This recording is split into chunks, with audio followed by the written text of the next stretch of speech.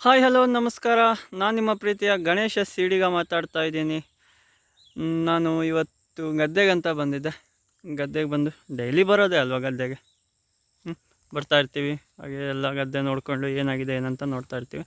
ಅದನ್ನೆಲ್ಲ ನೋಡೋಕ್ಕಿಂತ ಮುಂಚೆ ಯಾರೆಲ್ಲ ನಮ್ಮ ಚಾನಲಿಗೆ ಸಬ್ಸ್ಕ್ರೈಬ್ ಆಗಿಲ್ಲ ಅವರೆಲ್ಲ ಸಬ್ಸ್ಕ್ರೈಬ್ ಆಗಿ, ಹಾಗೆ ಲೈಕ್ ಮಾಡಿ, ಶೇರ್ ಮಾಡಿ, ಕಮೆಂಟ್ ಮಾಡಿ, ಹಾಗೆ ಪಕ್ಕದಲ್ಲಿರೋ ಬೆಲ್ ಐಕನ್ನ ಕ್ಲಿಕ್ ಮಾಡಿ, ಹಾಗೆ ನಮ್ಮ ಚಾನಲ್ಗೆ ಸಪೋರ್ಟ್ ಮಾಡಿ ಆಯಿತಾ.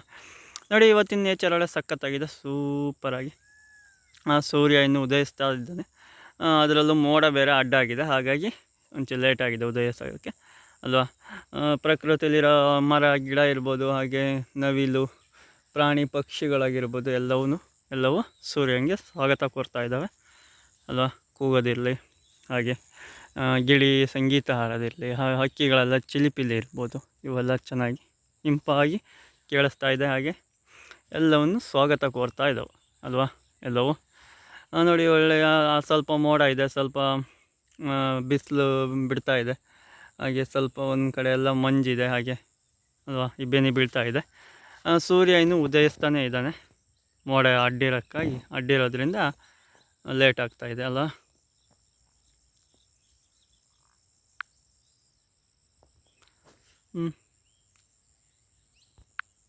ಹಾಗೆ ನಮ್ಮ ಜೊತೆ ಇವರು ಕೂಡ ಬರ್ತಾ ಇದ್ದಾರೆ.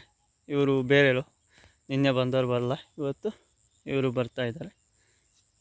ಗದ್ದೆಗೆ ಹೋಗಿ ಬರೋಣ ನಡಿ ಅಂತ ಆಯಿತಾ. ಹಾಗೆ ಇವತ್ತು ನಮ್ಮ ಮನೇಲಿ ಹೊಸ ಅತಿಥಿ ಒಬ್ಬರು ಬಂದಿದ್ದರು. ಅವರನ್ನು ಬೀಳ್ಕೊಡುಗೆ ಕೊಟ್ಟು ಕಳಿಸ್ಕೊಟ್ಟೆ. ಅತಿಥಿ ನೋಡಿದ್ರೆ ನೀವು ಎಷ್ಟು ಖುಷಿ ಪಡ್ತೀರಿ ಗೊತ್ತಾ, ಅಷ್ಟು ಚೆನ್ನಾಗಿದ್ದಾರೆ ಅವರು, ಅಷ್ಟು ಒಳ್ಳೆಯ ಅತಿಥಿ ಅವರು ಆಯಿತಾ. ಇವರೇ ನಮ್ಮನೆ ಬಂದ ಅತಿಥಿ. ಹೇಗಿದ್ದಾರಲ್ಲ, ಎಷ್ಟು ಉದ್ದ ಇದ್ದಾರೆ ನೋಡಿ.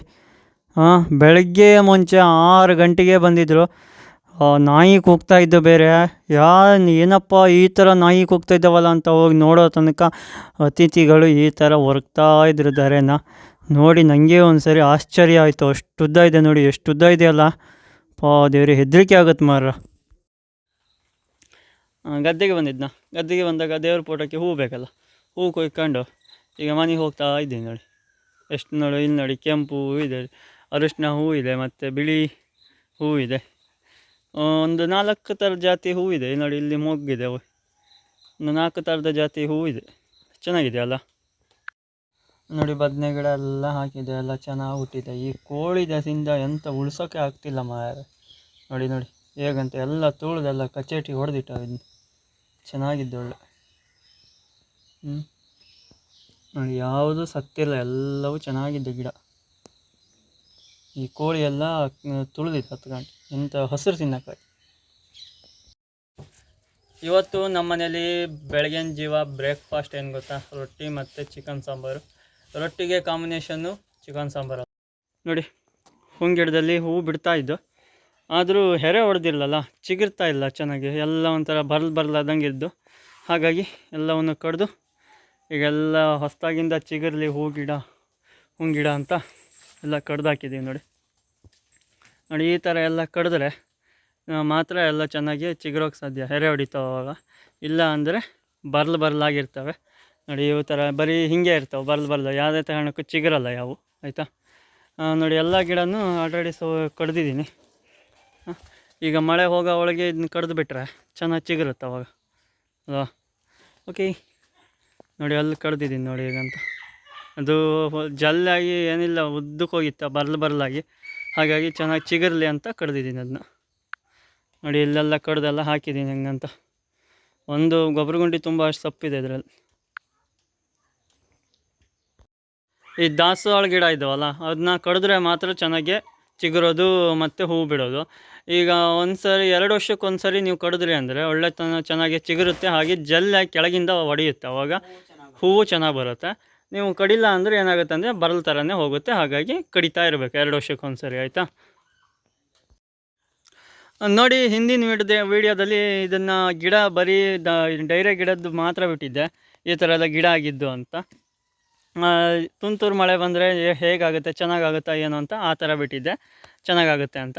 ಈಗ ನೋಡಿ ಎಲ್ಲ ಕಡೆ. ಆದರೂ ಕೆಲವು ಒಂದು ವಿಡಿಯೋದಲ್ಲಿ ಏನಂತ 1-2 ಹೂ ಬಿಟ್ಟಿದ್ದನ್ನ ಮಾತ್ರ ವಿಡಿಯೋ ಮಾಡಿದ್ದೆ. ಇವತ್ತು ನೋಡಿ ಎಷ್ಟು ಚೆನ್ನಾಗಂತ ಹೂ ಬಿಟ್ಟಿದೆ. ಎಲ್ಲದರಲ್ಲೂ ಹೂ ಬಂದಿದ್ದಾವೆ ಸಖತ್ತಾಗಿ ನೋಡಿ. ವಾ ನೋಡಿ, ಇದು ಎಲ್ಲ ಚೆಕ್ ಮಾಡ್ತಿದ್ದಾರೆ, ಹೂವು ಯಾವ ಚೆನ್ನಾಗಿ ಬಂದವೆ ಏನಂತ. ನೋಡಿ ಇದೊಂಥರದ್ದು ಹೂವು, ನೋಡಿ ಇದೊಂಥರದ, ಇದು ಬರೀ ಕೆಂಪೇ ಬರುತ್ತೆ, ಇದೊಂಥರ ಬಿಳಿ ಮತ್ತು ಕೆಂಪು ಮಿಶ್ರಣ ಇದೆ. ನೋಡಿ ನಮ್ಮನೆ ಹೊಸ ಅತಿಥಿ ಹೆಂಗೆ ನಿಂತ್ಕೊಂಡಿದ್ದಾರೆ ಅಂತ, ಕೊಟ್ಟೆ ಮನೆ ಮೇಲೆ ಔಷಧಿ ಹೊಡೆಯೋ ಕೊಟ್ಟೆ ಮನೆ ಇದೆಯಲ್ಲ ಅದ್ರ ಮೇಲೆ ನಿಂತಿದ್ದಾರೆ. ಎಲ್ಲಿಗೋ ಟ್ರಿಪ್ ಹೋಗೋಕ್ಕೋಸ್ಕರ ಹೊಂಟಿದ್ದಾರೆ. ಈಗ ಮೇಲಿಂದ ಇಳಿದು ಬಂದರು, ಹಗ್ಗದ ನುಳ್ಳ ಈ ಹಗ್ಗ ಇದೆಯಲ್ಲ ಇದರ ನುಳ್ಳ ಇಳಿದ್ರು ಕೆಳಗೆ, ಎಲ್ಲಿಗೂ ಹೋಗ್ಬೇಕಾಗಿದೆ, ಅದಕ್ಕೆ ನಿಂತಿದ್ದಾರೆ. ನೋಡಿ ನೋಡ್ತಾರೆ ಈಗ, ನೋಡಿ ನೋಡಿ ಹೆಂಗೆ ಶೇಕ್ ಮಾಡ್ತಾರೆ ನೋಡಿ, ನೋಡಿ ಹೇಗಿದ್ದಾರಲ್ವ. ಇವ್ರ ಹೆಸರು ಏನಂತ ಗೊತ್ತುಂಟ? ಓತಿ ಕ್ಯಾತ. ನಾನು ನೋಡಿ ಸಂತೆಗೆ ಹೋಗಿದ್ದವ, ಸಂತೆಗೆ ಹೋಗಿ ಸಂತೆ ಇದು ಮಾರ್ಕೆಟೆಲ್ಲ ಚೆನ್ನಾಗಿ ಬಂದಿದ್ದು, ಸುಮಾರು ಅಂಗಡಿಗಳೆಲ್ಲ ಬಂದು ಹಾಗೆ ಎಲ್ಲ ಕಡೆ ಓಡಾಡಿದವು. ಎಲ್ಲ ಕಡೆ ಓಡಾಡಿ ಹಾಗೆ ಮೀನು ಮಾರ್ಕೆಟ್ ಹತ್ರ ಹೋದವು. ಮೀನು ಮಾರ್ಕೆಟಲ್ಲಿ ಮೀನು ನೋಡಬೇಕಲ್ಲ, ಈಗ ಯಾವ ಮೀನು ಇದ್ದಾವೆ ಅಂತ ಅಲ್ವಾ. ಗೌರಿ ಮೀನಿತ್ತು, ಬಾಳೆ ಮೀನಿತ್ತು, ಹಾಗೆ ಪಾರಂ ಮೀನಿದ್ದು, ಥರದ ಮೀನೆಲ್ಲ ಇದು, ಬೋಗಿ ಮೀನಿದ್ದು, ಬಂಗಡೆ ಮೀನಿದ್ದು. ಹಾಗೆ ಜನನೂ ಅಷ್ಟೇ ಜನ ಇದ್ದರು ಮೀನು ಮಾರ್ಕೆಟಲ್ಲಿ. ನಮಗೇನು ಬೇಕಾಗಿತ್ತು? ಬಂಗಡೆ ಮೀನು ಬೇಕಾಗಿತ್ತು. ಹಾಗೆ ಬಂಗಡೆ ಮೀನು ತಗೊಂಡವು. ಮತ್ತು ಗೌರಿ ಮೀನು ಎಲ್ಲ ಸಖತ್ ಸುಮಾರಿದ್ದು. ಹಾಗೆ ಬಂದವು. ಹಾಗೆ ಮಂಡಕ್ಕಿ ಅಂಗಡಿ ಹತ್ರ ಬಂದವು. ಮಂಡಕ್ಕಿ ಅಂಗಡಿಯವ್ರು ನಾನು ಕೇಳಿದ್ರು, ಏನಪ್ಪ ಬ್ಯಾಟ್ರಿ ಹಾಕ್ಕೊಂಡು ಬರ್ತಾಯಿದ್ದೀಯ ಟಾರ್ಚ್ ಆನ್ ಮಾಡಿಕೊಂಡು ಅಂತ. ನಾನು ಕಾಣ್ತಿಲ್ವಾ ಅಂದರು. ಹಾಗೆ ತಮಾಷೆ ಮಾಡಿದ್ರು. ಹಾಗೆ ಇಲ್ಲ ಕಾಣ್ತಿದ್ದೀರಿ ಕಣ್ರಿ, ನೀವು ಎತ್ತಲೋ ಹೋದ್ರಿ ಅಂತ ನೋಡೋಣ ಅಂತ ಟಾರ್ಚ್ ಹಾಕಿ ಬಂದೆ ಅಂತ ಹೇಳಿದೆ. ಹಾಗೆ ಮಂಡಕ್ಕಿ ಬೇಕು ಅಂದೆ, ಮಂಡಕ್ಕಿ ಕಟ್ಕೊಟ್ರು. ಮಂಡಕ್ಕಿ ತಗೊಂಡಾಗೆ ಅಲ್ಲಿ ಒಬ್ಬರು ತರಕಾರಿ ಮಾರ್ತಾ ಇಬ್ಬರು ಅಣ್ಣರು ಕೂತ್ಕೊಂಡಿದ್ರು. ಅವರು ನನ್ನ ಕಡೆ ಏನಕ್ಕೋ ವೀಡಿಯೋ ಮಾಡ್ತಿದ್ದಾರೆ ನನ್ನನ್ನು ಅಂತ ಹೇಳಿದ್ರು ಅವರು. ಹಾಗೆ ಹಣ್ಣಿನ ಅಂಗಡಿಯವರು ಇದ್ದರು. ಹಣ್ಣಿನ ಅಂಗಡಿಯವರು ಎಲ್ಲ ಹಣ್ಣುಗಳನ್ನು ಇಟ್ಕೊಂಡಿದ್ರು ಮಾರೋಕ್ಕೆ. ಜಾನುವಾರು ಹೊಡ್ಕೊಬರೋಕೆ ಹೋಗ್ಬೇಕಲ್ಲ, ಹೋಗಿದ್ದಾರಪ್ಪ.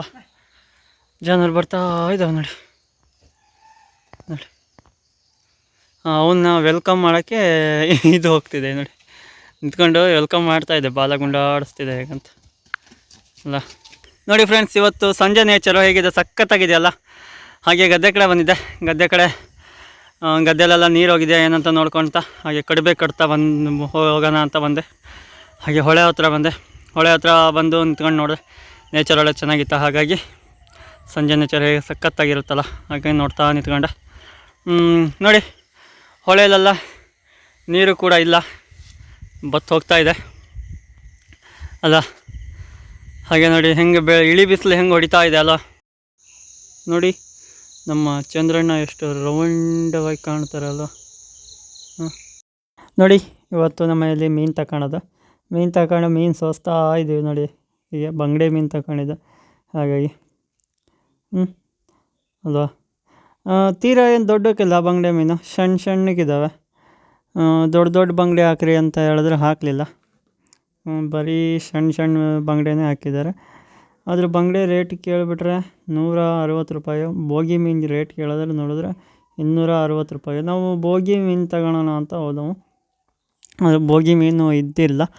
ಹಾಗೆ ಮತ್ತು ಬಂಗಡೆ ಬೇಡ, ಮತ್ತು ಬಾಳೆ ಮೀನು ತಗೊಳ್ಳೋಣ ಅಂತ ಹೋದವು, ಅದು ಇದ್ದಿಲ್ಲ. ಹಾಗಾಗಿ ಬಂಗಡೆ ಮೀನು ತಗೊಂಡು ಬಂದವು. ನೋಡಿ ಎಷ್ಟಿದಾವಲ್ಲ, ಚೆನ್ನಾಗಿದ್ದಾವಲ್ಲ ಮೀನೊಳ್ಳೆ.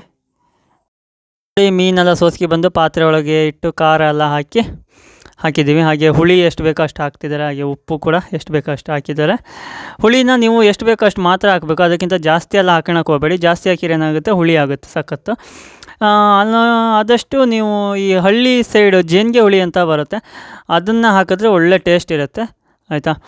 ಮತ್ತು ಈ ಹುಣಸೆ ಹುಳಿ ಅದನ್ನೆಲ್ಲ ಹಾಕಿರೋ ಅಷ್ಟೊಂದು ಟೇಸ್ಟ್ ಕೊಡೋಲ್ಲ. ಈಗ ಜೇನಿಗೆ ಹುಳಿ ಹಾಕಿರೋ ಒಳ್ಳೆ ಟೇಸ್ಟ್ ಇರುತ್ತೆ, ಮೀನು ಸಾರು ಒಳ್ಳೆ ಸೂಪರಾಗಿ ಉಣ್ಬೋದು. ಹಂಗಾಗಿ ಹಾಗೆ ಮತ್ತು ನೋಡಿ ಅರಿಶಿಣದ ಎಲೆ ಕೂಡ ಹಾಕಬೇಕಾಯ್ತಾ. ಅರಿಶಿಣದ ಎಲೆ ಬರುತ್ತಲ್ಲ, ಅದನ್ನ ಹಾಕಿದರೆ ಸ್ಮೆಲ್ಲು ಚೆನ್ನಾಗಿರುತ್ತೆ. ಹಾಗೆ ಮೀನು ಸಾಂಬಾರು ಒಳ್ಳೆ ಟೇಸ್ಟ್ ಇರುತ್ತೆ ಆಯಿತಾ. ನೋಡಿ ಫ್ರೆಂಡ್ಸ್, ಇವತ್ತು ಸಂಜೆ ಬ್ರೇಕ್ಫಾಸ್ಟು ರೆಡಿಯಾಗಿದೆ. ಮೀನು ಸಾಂಬಾರು ಆಲ್ರೆಡಿ ಬೆಂದು ಎಲ್ಲ ಆಯಿತು, ತಟ್ಟೆಗೂ ಹಾಕೊಂಡು ಆಯಿತು ಅಲ್ವಾ. ಇನ್ನೇನು ಕಲ್ಸ್ಕೊಳೋದು, ಊಟ ಮಾಡೋದೆ ಅಲ್ವಾ ಕಲ್ಸ್ಕಿಂತ. ನೀವು ಕೂಡ ಇದೇ ಥರ ಮೀನು ಸಾಂಬಾರು ಮಾಡಿಕೊಂಡು ಊಟ ಮಾಡಿ ಅಂತ ಹೇಳ್ತೀನಿ. ಹಾಗೆ ಇಲ್ಲಿಗೆ ನಮ್ಮ ವಿಡಿಯೋ ಮುಕ್ತಾಯವಾಗ್ತಿದೆ. ನೆಕ್ಸ್ಟ್ ವಿಡಿಯೋದಲ್ಲಿ ಮತ್ತೆ ಭೇಟಿಯಾಗೋಣ. ಹಾಗೆ ಯಾರೆಲ್ಲ ನಮ್ಮ ಚಾನಲ್ಗೆ ಸಬ್ಸ್ಕ್ರೈಬ್ ಆಗಿಲ್ಲ ಅವರೆಲ್ಲ ಸಬ್ಸ್ಕ್ರೈಬ್ ಆಗಿ, ಹಾಗೆ ಲೈಕ್ ಮಾಡಿ, ಶೇರ್ ಮಾಡಿ, ಕಮೆಂಟ್ ಮಾಡಿ, ಹಾಗೆ ಪಕ್ಕದಲ್ಲಿರೋ ಬೆಲ್ ಐಕನ್ನ ಕ್ಲಿಕ್ ಮಾಡಿ, ಹಾಗೆ ನಮ್ಮ ಚಾನಲ್ಗೆ ಸಪೋರ್ಟ್ ಮಾಡಿ. Okay, bye bye, see you, take care, have a nice day.